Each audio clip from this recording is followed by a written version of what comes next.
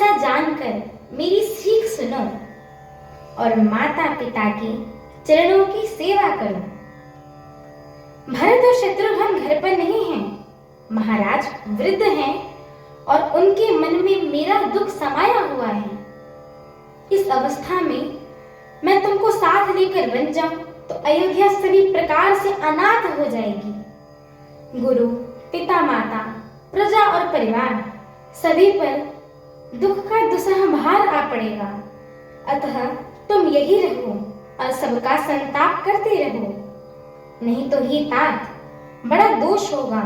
जिसके राज्य में प्यारी प्रजा दुखी रहती है, वह राजा अवश्य ही नरक का अधिकारी होता है।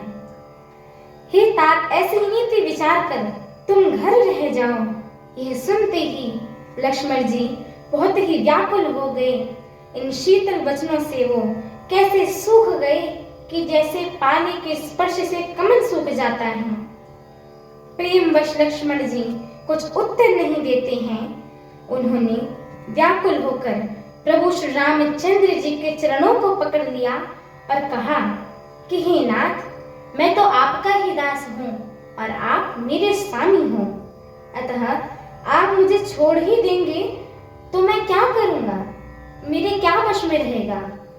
हे स्वामी, आपने मुझे सीख तो बहुत अच्छी दी है, परंतु मुझे अपनी कार्यास्था पे वह मेरे लिए अमंगल पहुंचाने वाली लगी है।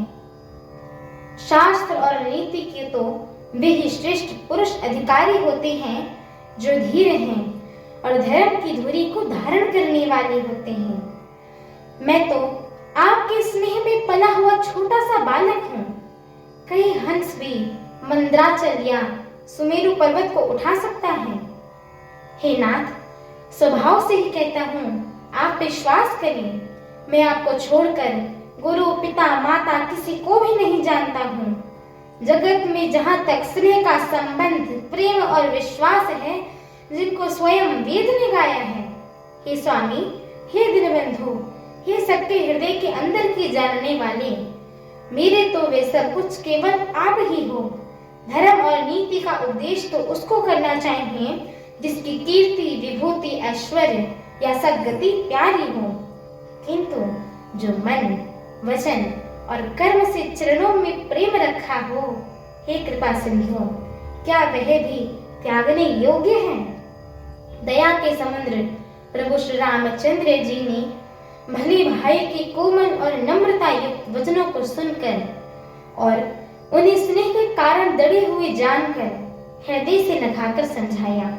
हमारे आगे की श्री राम कथा को सुनने के लिए हमारे चैनल को लाइक, शेयर, सब्सक्राइब एवं कमेंट अवश्य करें। एवं आप सभी सनातन प्रेमियों से हम दोनों बहनों का एक छोटा सा निवेदन है कि कृपया आप सभी हमारे श्री रामचरितमानस जी के इस पाठ को पूरा अवश्य सुना करिए, क्योंकि स्वयं परम पूज्यपाद श्रीमद् गोस्वामी तुलसीदास जी महाराज ने कहा है कि जो भी नर नारी, मनुष्य, जीव जंतु एवं पशु पक्षी प्रभु श्री रामचरितमानस जी के इस मंगलमयी पाठ को सुनते हैं, गाते हैं, कहते हैं एवं श्रवण करते हैं, उनके जन्म जन्मांतर के सारे पाप नष्ट हो जाते हैं।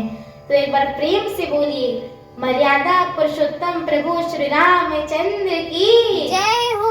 जगत जननी माता जानकी की जय हो। लक्ष्मण भैया की जय हो। अयोध्या धाम की जय हो। श्रीमद् गोस्वामी तुलसीदास जी महाराज की जय हो। एक बार प्रेम से बोलिए, पवन सुत हनुमान की जय हो। जय श्री राम। जय